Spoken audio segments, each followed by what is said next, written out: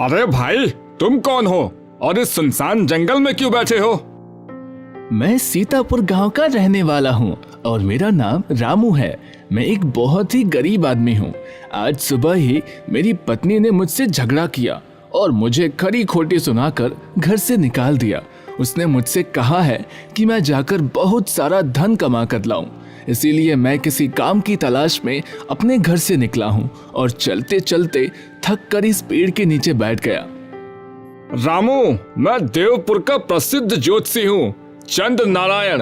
अगर तुम चाहो तो मैं तुम्हारी गरीबी को दूर करके तुम्हें राजा बना सकता हूँ। क्या सचमुच ऐसा हो सकता है? हाँ रामू, ऐसा हो सकता है, लेकिन राजा बनने के लिए तुम्हें थोड़ा कष्ट सहना पड़ेगा। कष्ट?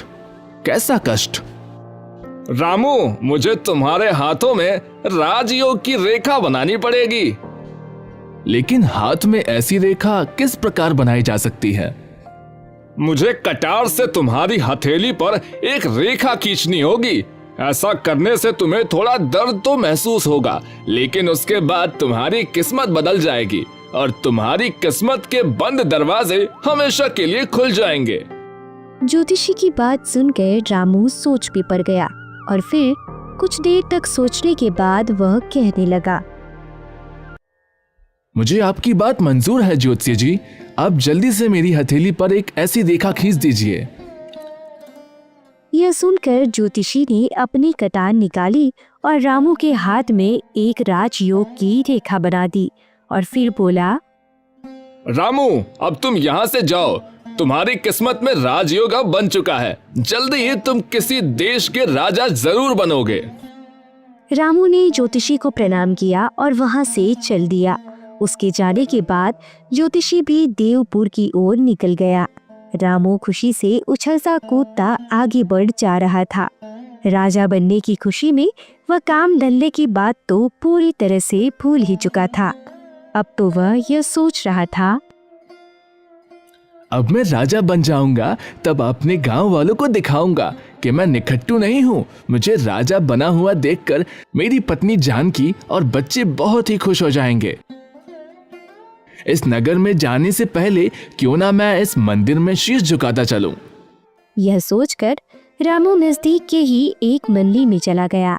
मंदिर में जाकर उसने भगवान की मूर्ति को प्रणाम किया और कहने लगा, हे प्रभु, मुझ दुखियारी की पुकार सुन लो और मुझे गरीब से राजा बना दो। रामू भगवान की मूर्ति के आगे खड़ा था कि तभी दो सैनिक वहां पर आए और उससे कहने लगे, तुम्हें हमारे महामंत्री जी ने बुलाया है। लेकिन क्यों? इस प्रश्न का उत्तर तो महामंत्री जी ही देंगे। वे तुम्हारी प्रतीक्षा कर रहे हैं। अच्छा, तो फिर चलो। रामू उन सैनिकों के साथ चल पड़ा। जैसे ही वह मंदिर के आंगन में पहुंचा तो महामंत्री ने आगे बढ़कर उसका स्वागत किया और कहने लगा, आइए हुजूर, आइए, हम आपका स्वागत करते हैं। यह महामंत्री मुझे इतना आदर क्यों दे रहा है? यह सब क्या माजरा है? मैं किसी चक्कर में तो नहीं फंसने वाला हूँ। रामू को सोच में पड़े हुए देखकर महामंत्री कहने लगा, हुजूर, आप अपने मन में किसी भी तरह की कोई शंका ना रखें। हम तो आपको एक बहुत ही ऊंचे ओहदे पर बैठाने वाले हैं। ऊंचा ओहदा? वह कौन सा? हाँ हुजूर, आज से आप दौलतपुर राज्य के नए राजा होंगे। यह सुनकर रामू हैरान रह गया और बोला, राजा और मैं? यह मैं क्या सुन रहा हूँ? कहीं मैं खुली आंखों से कोई सपना तो नहीं देख रहा? नहीं हुजूर, यह सपना नहीं बल्कि बिल्कुल सच है। आज सुबह की ही बात है। दौलतपुर राज्य में हमारे महाराज दौलत सिंह की मृत्यु हो चुकी है। उनकी कोई औलाद नहीं थी, इसीलिए इस राज्य के रिवाज के अनुसार राजा की मृत्यु के 2 दिन जो भी परदेसी सबसे पहले इस मंदिर में शीश झुकाता है वही राजा बनता है। और आप पहले परदेसी हैं जिसने हमारी इस प्रथा को पूरा किया है, इसलिए आज से आप हमारे राजा हैं। रामू मन ही मन में सोचने लगा, ज्योतिषी ने मेरे हाथ में जो रेखा बनाई थी उसने इतनी जल्दी अपना कमाल दिखा दिया। मैं तो सचमुच राजा बन गया। हुजूर, आप किस सोच में डूब गए? सोच विचार छोड़िए और हमारे साथ महल में चलिए। वहां पर आपका आज ही राज तिलक किया जाएगा। हाँ हाँ मंत्री जी, चलिए।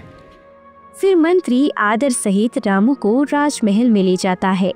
वहां पर रामू का राज तिलक किया गया।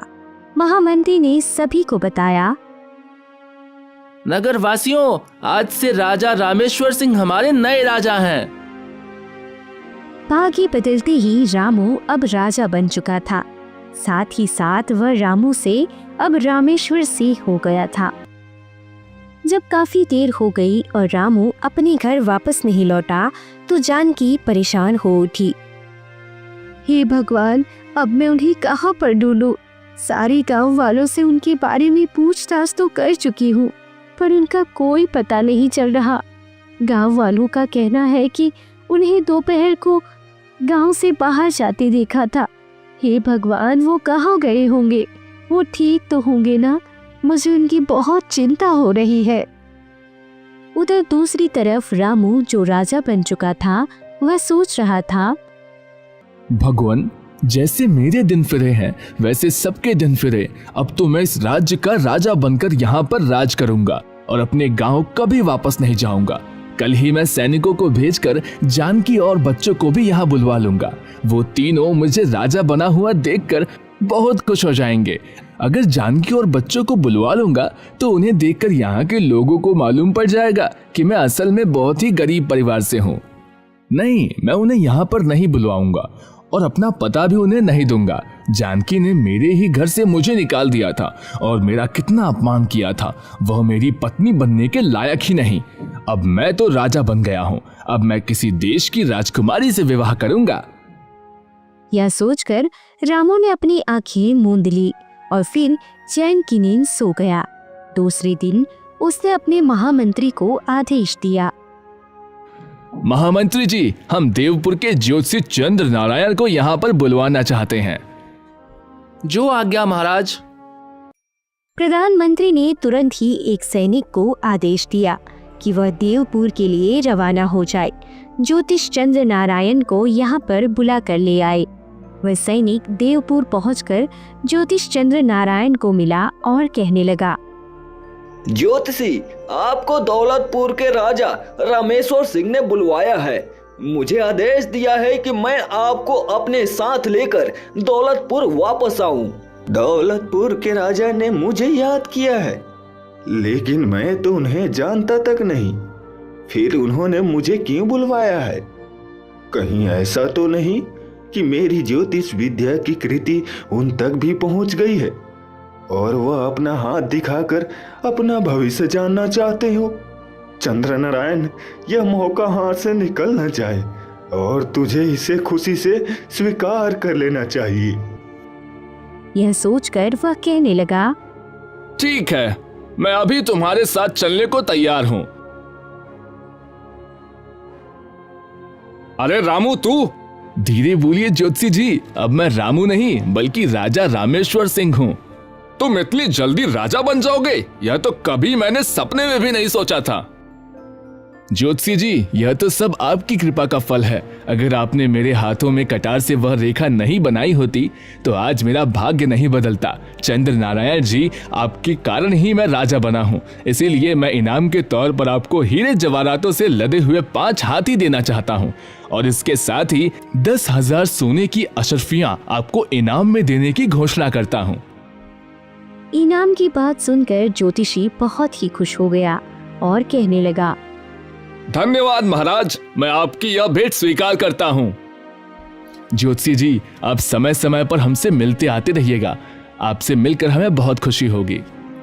जैसी आपकी आज्ञा महाराज। ज्योतिषी इनाम लेकर वापस अपने नगर लौट गया।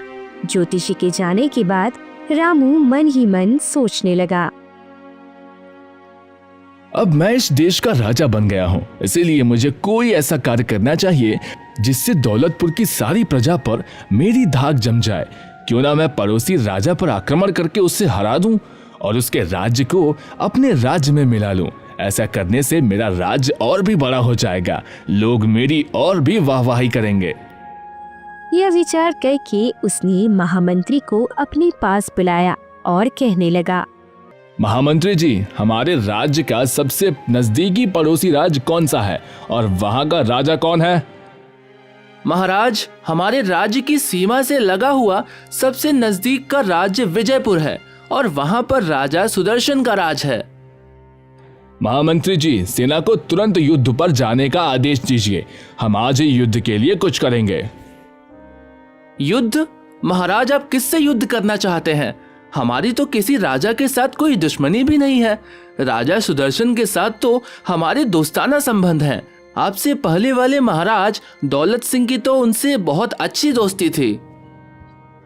यह सुनकर रामू भड़क उठा और कहने लगा, महामंत्री जी, मैंने आपको यहाँ इसलिए नहीं बुलवाया कि आप हमें उपदेश दें। राजा आप हैं या हम? महाराज, राजा तो आप ही हैं और आप ही रहेंगे, लेकिन मेरी आपसे हाथ जोड़कर यह विनती है कि अभी आप राजनीति में नए हैं, इसलिए राजा सुदर्शन पर आक्रमण करने जैसे गलत निर्णय ना लेकर एक बार इस बारे में अच्छी तरह से सोच विचार कर लीजिए। मैं यह मानता हूँ कि विजयपुर राज्य हमारे राज्य से छोटा है और राजा सुदर्शन के पास सेना भी हमसे कम है। आक्रमण करने पर उसकी हार और हमारी जीत बिल्कुल पक्की है, लेकिन बिना किसी कारण के राजा सुदर्शन पर आक्रमण करना समझदारी की बात नहीं होगी। बस बस मंत्री जी, बहुत हो चुका आपका अपना भाषण, बंद कीजिए। हम राजा हैं और राजा एक बार जो फैसला करता है वह उसे कभी नहीं बदलता। युद्ध तो अब होकर रहेगा। जाइए, अब जाकर तुरंत ही सेना को युद्ध पर जाने के लिए तैयार रहने का आदेश दीजिए। जैसी आपकी इच्छा महाराज। आपको समझाना मेरा फर्ज था और मैंने अपना कार्य पूरा किया है। मैं अभी जाकर सेनापति जी को आपका आदेश सुना देता हूँ। इतना कहकर महामंत्री वहां से चला गया। जब वह सेनापति के पास पहुंचा तो कहने लगा, सेनापति जी, हमारे राजा रामेश्वर सिंह आज ही विजयपुर राज्य पर आक्रमण करना चाहते हैं। आप जल्दी से जल्दी पूरी सेना को इकट्ठा कीजिए और युद्ध पर जाने के लिए तैयार हो जाइए। यह महाराज को क्या सूझा? मंत्री जी, आपने महाराज को इस आक्रमण के बारे में मना नहीं किया? सेनापति जी, मैंने महाराज को बहुत समझाया, पर वह तो अपनी जिद पर अड़े हैं, इसलिए अब युद्ध के अलावा और कोई दूसरा रास्ता नहीं है। तो ठीक है महामंत्री जी, आदेश का पालन करना हमारा कर्तव्य है। मैं जल्द ही सारे सैनिकों को इकट्ठा करता हूँ और उन्हें युद्ध पर जाने के लिए तैयार करता हूँ। फिर युद्ध पर जाने की सभी तैयारियां पूरी कर ली गई।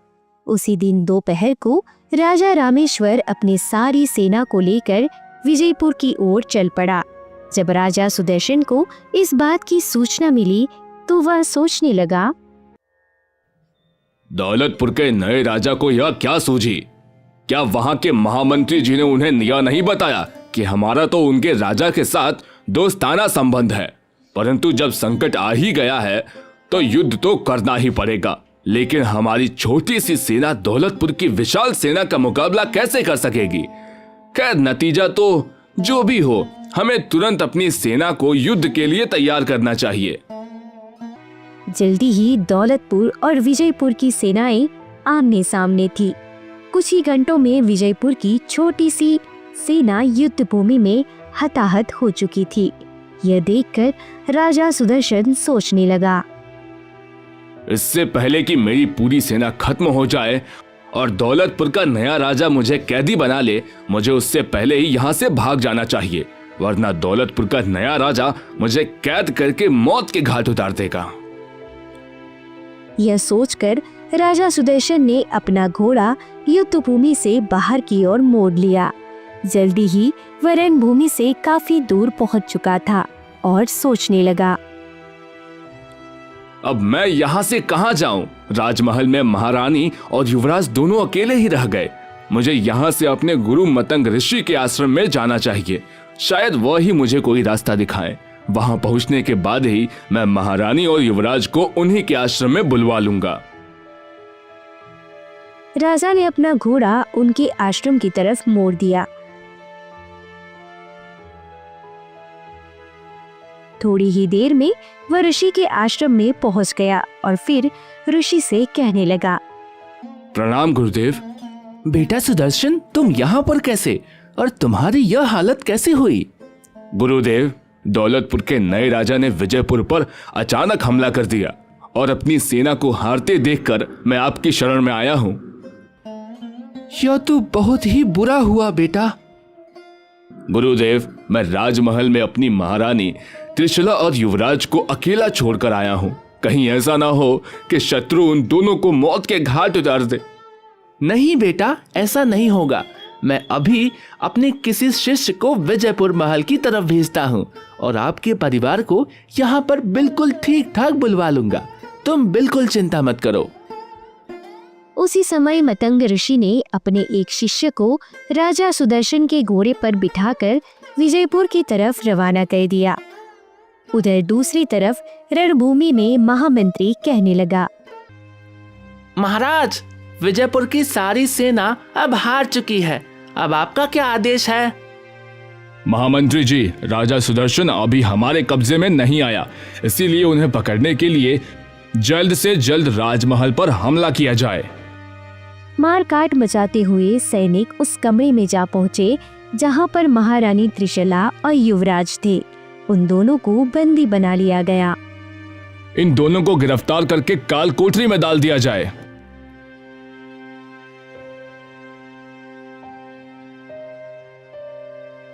महामंत्री जी, राजा सुदर्शन नहीं मिले तो क्या हुआ? उनकी पत्नी और उनका बेटा तो हमारी कैद में है। जरूर एक ना एक दिन राजा भी हमारी कैद में आ जाएंगे। ये देखते हुए महामंत्री मन ही मन सोचने लगा, लगता है रामेश्वर सिंह को राजा बनाकर हमने ठीक नहीं किया। यह तो बहुत ही क्रूर है, जो औरतें और बच्चों को भी कैद खाने में रखता है। ठीक उसी समय मतंग ऋषि के शिष्य ने विजयपुर में प्रवेश किया और उसने वहां पर लोगों को बातें करते हुए सुना। राजा सुदर्शन तो कहीं भागकर छिप गए हैं, लेकिन राजा रामेश्वर ने महारानी त्रिशला और युवराज को कैद कर लिया है। उनकी बातें सुनकर शिष्य सोचने लगा, यह अच्छा नहीं हुआ। मैं तो यहाँ पर महारानी और युवराज को लेने आया था, परंतु उनको तो दुश्मनों ने कैद कर लिया। अब मेरा महल में जाना बिल्कुल बेकार है। मुझे यहीं से वापस लौट जाना चाहिए। यह सोचकर शिष्य वहीं से वापस लौट गया। आश्रम में पहुंचकर उसने यह खबर ऋषि और राजा दोनों को दे दी। तब राजा सुदर्शन रोते हुए कहने लगा, गुरुदेव, उसने हमारी रानी और हमारे प्यारे बेटे को कैद कर लिया है। यह उसने अच्छा नहीं किया। हमने किसी का क्या बिगाड़ा था जो हमारे साथ यह अन्याय हुआ। इतना कहकर राजा सुदर्शन फूट फूट कर रोने लगा। तब गुरुदेव ने उसे दिलासा दिया और कहा, बेटा, तुम धीरज रखो। पाप का घड़ा एक ना एक दिन भरता जरूर है। एक ना एक दिन राजा रामेश्वर सिंह को उसके पापों की सजा जरूर मिलेगी। गुरुदेव, हमारा तो सब कुछ लुट गया। अब हम कहां पर जाएंगे? बेटा, तुम्हें कहीं जाने की कोई जरूरत नहीं। अब तुम यहीं पर हमारे आश्रम में रहोगे। मैं तुमसे वादा करता हूँ, किसी भी तरह से तुम्हें तुम्हारी रानी और बेटे को वापस दिलवाऊंगा। जैसी आपकी आज्ञा गुरुदेव। दूसरी तरफ राजा रामेश्वर ने विजयपुर में यह घोषणा की, विजयपुर के वासियों, आज से विजयपुर राज्य हमारे अधीन रहेगा। आज से इस राज्य पर मेरा ही हुक्म चलेगा। विजयपुर में यह घोषणा करते ही राजा रामेश्वर दौलतपुर वापस लौट आया। धीरे धीरे इस घटना को बीते हुए 5 दिन हो चुके थे। 5वें दिन महामंत्री राजा से कहने लगे, हुजूर, हमारे यहाँ पर रिवाज है कि जब भी इस देश का कोई नया राजा बनता है तो वह सबसे पहले जंगल में शिकार करने के लिए जाता है और इस शिकार पर राजा को बिल्कुल अकेले ही जाना होता है। महामंत्री जी, अगर ऐसी बात थी तो आपने पहले मुझे क्यों नहीं बताया? राजा बनते ही मैं सबसे पहले वही काम करता। महाराज, आपने इस बात को बताने का मौका ही कहाँ दिया। आप तो राजा बनते ही विजयपुर पर हमला करने चल दिए थे। खैर कोई बात नहीं महामंत्री जी, तब न सही तो हम अब शिकार के लिए जंगल में चले जाते हैं। रामू उसी समय घोड़े पर सवार होकर शिकार करने के लिए जंगल की तरफ चला गया। उधर दूसरी तरफ राजा सुदर्शन अपने गुरुदेव की कुटिया में रह रहा था। गुरुदेव ने राजा से कहा, राजन, मैंने अपने योग बल से यह पता कर लिया है कि तुम्हारा शत्रु राजा रामेश्वर सिंह आज इस वन में शिकार करने के लिए आने वाला है। ये सुनकर राजा सुदर्शन चौंक पड़ा और बोला, अच्छा, अब तो मैं उसे जीवित नहीं छोड़ूंगा, मुझे उससे अपनी बर्बादी का बदला लेना है।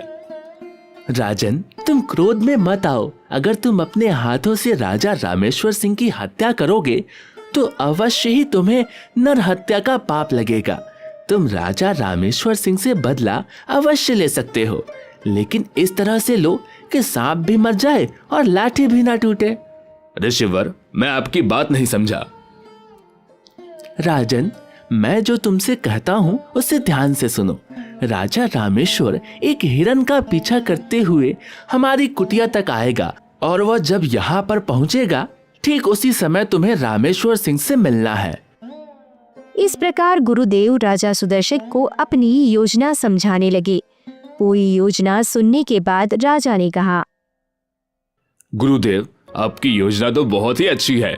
इस योजना का प्रयोग करके मैं बिना मतलब के रक्तपात से भी बच जाऊंगा।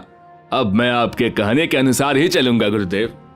तो जाओ, बाहर जाकर रामेश्वर सिंह के आने की प्रतीक्षा करो। जब राजा रामेश्वर वन में पहुंचा तो वह सोचने लगा, रामू, तूने अपनी पूरी जिंदगी में कभी चींटी तक नहीं मारी और अब भयंकर जानवरों का शिकार करने निकला है। तुझे ना तो तीर चलाना आता है और ना ही निशाना लगाना। ऐसी हालत में तू शिकार कैसे करेगा? यह सोचते सोचते वह जंगल में आगे बढ़ता जा रहा था कि तभी उसे एक हिरन दिखाई दिया। रामू ने तुरंत अपना घोड़ा उस हिरन के पीछे लगा दिया। वह हिरन दौड़ता हुआ मतंग ऋषि के आश्रम के नजदीक पहुंच गया और फिर अचानक छाइयों में गायब हो गया। रामू सोचने लगा, अरे, यह हिरन कहाँ गायब हो गया?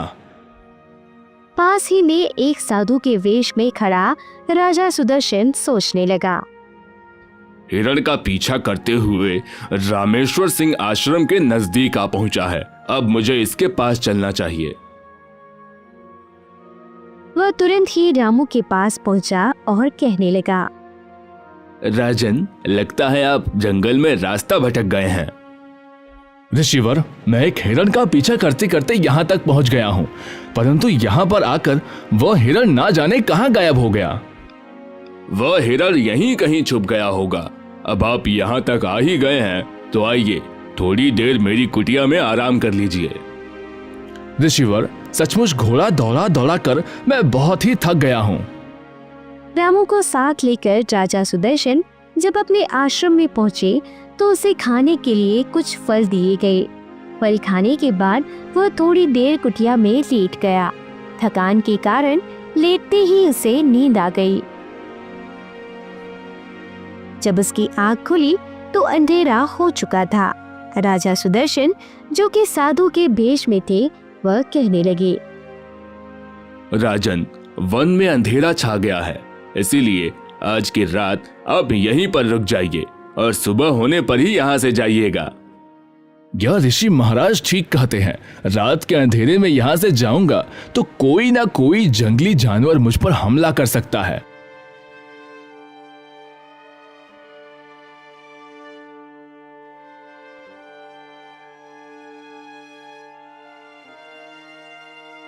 सुबह जब आश्रम से चलने लगा तो साधु वेशधारी सुदर्शन कहने लगा, वत्स, मुझे लगता है कि आप कोई चक्रवर्ती राजा हैं।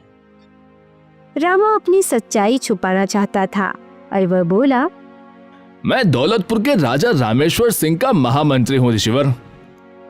ये सुनकर सुदर्शन मन ही मन सोचने लगा, यह सफेद झूठ बोलता है, जैसे मैं इसे पहचानता ही नहीं। ऋषि महाराज, इस सुनसान वन में आप जैसे तपस्वी संत से भेंट हो गई, यह तो मैंने कभी सोचा भी नहीं था। आप मुझे अपना परिचय दीजिए कि आप कौन हैं। भाई, हमारा क्या परिचय, हम तो सन्यासी ठहरे। ऋषि की विनम्रता से रामू बहुत ही प्रभावित हुआ और कहने लगा, जो सच्चा ज्ञानी होता है वो ऐसी ही बातें करता है।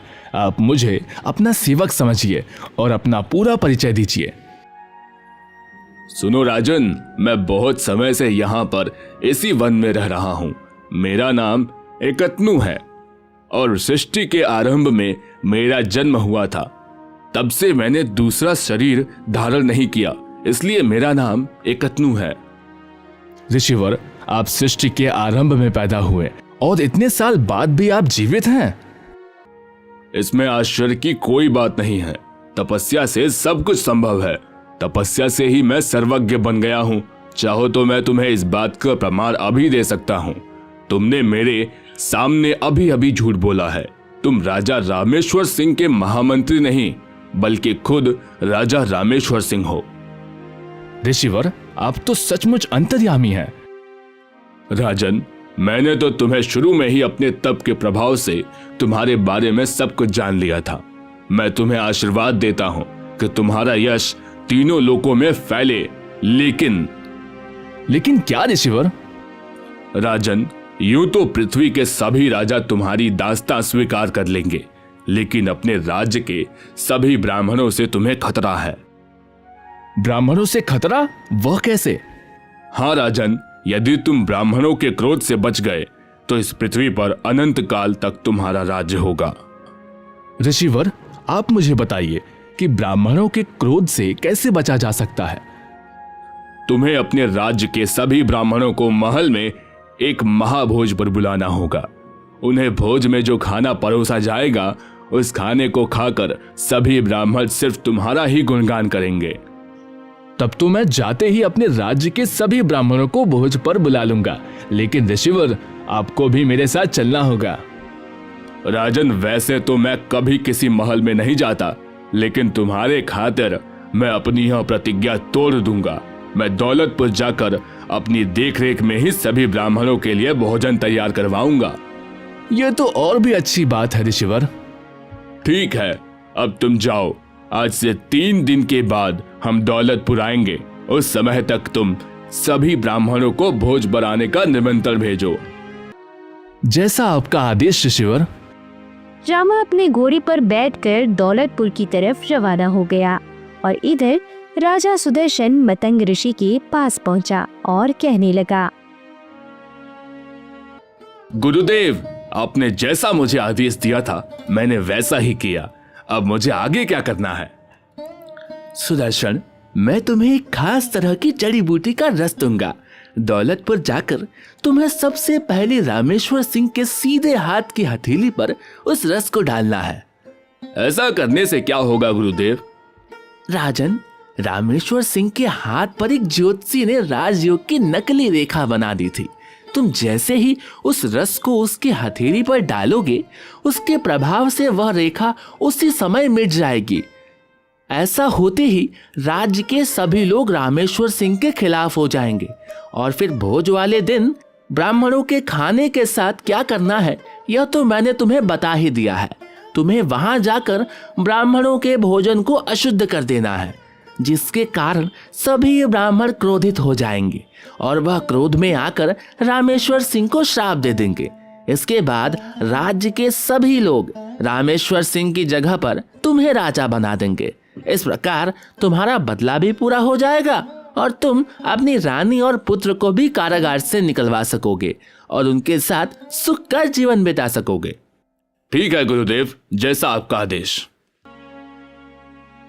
उधर दौलतपुर पहुंचकर रामू ने अपने महामंत्री से कहा, महामंत्री जी, अब हम इस राज्य के राजा हैं और एक राजा को यह तो पता होना चाहिए कि उसके खजाने में कितना धन पड़ा है। हम अभी के अभी खजाने का निरीक्षण करना चाहते हैं। महामंत्री तुरंत रामू को साथ लेकर खजाने में जा पहुंचा। इतनी दौलत देखकर रामू सोचने लगा, अरे इतनी दौलत तो मैंने कभी सपने में भी नहीं देखी। रामू जब खजाने का निरीक्षण कर रहा था कि तभी उसकी नजर वहां पर पड़े हुए कुछ खाली संदूकों पर पड़ी और वह महामंत्री से पूछने लगा। महामंत्री जी, यह संदूक खाली क्यों पड़े हैं? इनका धन कहाँ गया? महाराज, पिछले वर्ष राज्य में भयंकर सूखा पड़ा था। तब इन संदूकों की स्वर्ण मुद्राएं अकाल से पीड़ित जनता में बांट दी गई है। तब से यह संदूक खाली है। महामंत्री जी, सूखा तो पिछले साल पड़ा था। इस साल तो राज्य में खुशहाली नजर आ रही है, इसलिए राज्य के प्रत्येक आदमी से 50-50 स्वर्ण मुद्राएं कर के रूप में ली जाएं और इन खाली संदूकों को जल्दी से जल्दी भरा जाए। महाराज, यह आप क्या कह रहे हैं? अकाल की मार से अभी लोग पूरी तरह से उभर भी नहीं पाए। इतनी जल्दी उन पर इतना भारी कर लगाना ठीक नहीं है। महामंत्री जी, आप हमेशा हमारी बात को काटते हैं। जाइए और आज से ही हमारे आदेश का पालन कीजिए। फिर सैनिक उसी दिन से राज्य के लोगों से 50-50 स्वर्ण मुद्राएं कर के रूप में वसूलने लगे।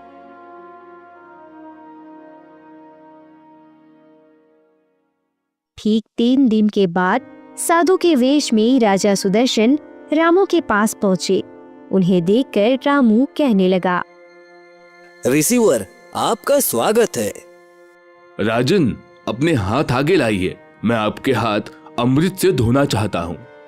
यह सुनकर रामू ने तुरंत अपने दोनों हाथ सुदर्शन के सामने कर दिए। तब सुदर्शन ने कमंडल में भरा हुआ जड़ी बूटियों का रस उसके हाथ पर डाला। उस रस के प्रभाव से रामू के हाथ में जो ज्योतिष के द्वारा खींची हुई रेखा थी वह मिट गई। तब सुदर्शन कहने लगा, महाराज, आज संध्या के समय आप सभी ब्राह्मणों को भोज के लिए बुलवा लीजिए। ठीक है ऋषिवर, मैं अभी अपने आदमियों को भेजकर ब्राह्मणों को बुलवाता हूँ। शाम के समय जब ब्राह्मणों को भोजन परोसा गया तो ब्राह्मण चिल्लाने लगे, अरे यह क्या, भोजन में मांस के टुकड़े? लेकिन यह कहाँ से आए? हमने तो सात्विक भोजन बनवाया था। राजा रामेश्वर, क्या तू भूल गया कि ब्राह्मणों को तामसी भोजन परोसना एक महापाप है? तूने भोजन में मांस के टुकड़े परोसकर हमारा घोर अपमान किया है। इसलिए हम तुझे श्राप देते हैं कि तू राजपाट छोड़कर तुरंत ही भिखारी बन जाए। ब्राह्मणों का ऐसा बोलना था कि उसी वक्त रामू एक बार फिर से गरीब आदमी बन गया। यह देखकर साधु के रूप में आया हुआ सुदर्शन कहने लगा, रामेश्वर सिंह, यह सब तेरे घमंड और तेरे पापों का फल है। तूने मेरे निर्दोष परिवार और मेरे राज्य को बहुत नुकसान पहुंचाया था। यह उसी का परिणाम है। आज मैंने अपना बदला पूरा कर लिया। यह देखकर महामंत्री सोचने लगा, इस प्रकार हमें एक बेवकूफ और घमंडी राजा से छुटकारा तो मिल गया। रामू राजमहल से बाहर निकला और सोचने लगा, हाय मेरे भाग्य, तूने मेरे साथ कैसा मजाक किया। पहले तो राजा बनाया और फिर कुछ दिनों के बाद वापस। तभी रामू के सामने एक देवदूत प्रकट हुआ। आप कौन हैं? मैं वही हूँ जिसे अभी कुछ देर पहले तुम कोस रहे थे, यानी मैं तुम्हारा भाग्य हूँ। क्या आप बताएंगे कि आपने मेरे साथ घटिया मजाक क्यों किया? मजाक मैंने नहीं, बल्कि ज्योतिषी चंद्र नारायण ने तुम्हारे साथ किया था। उसने जबरदस्ती एक नकली भाग्य रेखा तुम्हारे हाथ पर बनाई, जिससे तुम राजा बन गए, जबकि तुम्हारे भाग्य का फैसला तो मैं करता हूँ। जब तुम्हारे भाग्य में राजा बनना था ही नहीं, तो भला ज्योतिषी तुम्हारा भाग्य कैसे बदल सकता है? यह सुनकर रामू का चेहरा उतर गया और फिर भाग्य देवता और रामू दोनों देवपुर के ज्योतिष चंद्र नारायण के पास चल पड़े। ज्योतिषी ने जब रामू को देखा तो कहने लगा, अरे राजा रामेश्वर सिंह, आप इस हालत में? यह सुनकर भाग्य देवता कहने लगा, चंद्र नारायण, तुमने देखा, रामू पूरे 1 महीने तक भी राजा बनकर नहीं रह पाया। लेकिन यह कैसे हुआ? मैंने तो इसके हाथ में राजयोग की रेखा बनाई थी। जिस प्रकार तुमने रेखा बनाई थी उसी प्रकार वह रेखा मिट भी गई। भाग्य देवता, मैंने आपके फैसले को बदलने की कोशिश की, लेकिन मैं असफल रहा। मुझे माफ कर दीजिए। चंद्र नारायण, तुम एक ज्ञानी आदमी हो। याद रहे कि फिर कभी अपनी विद्या का गलत इस्तेमाल मत करना। रामू, अब तुम यहाँ से अपने घर वापस लौट जाओ। तुम्हारी पत्नी और बच्चे तुम्हारा इंतजार कर रहे हैं। जाओ, मेहनत करो और अपने परिवार का पालन पोषण करो। बस यही तुम्हारे भाग्य में लिखा है। भाग्य देवता वहां से अदृश्य हो गए और फिर रामू अपने घर की तरफ चल पड़ा।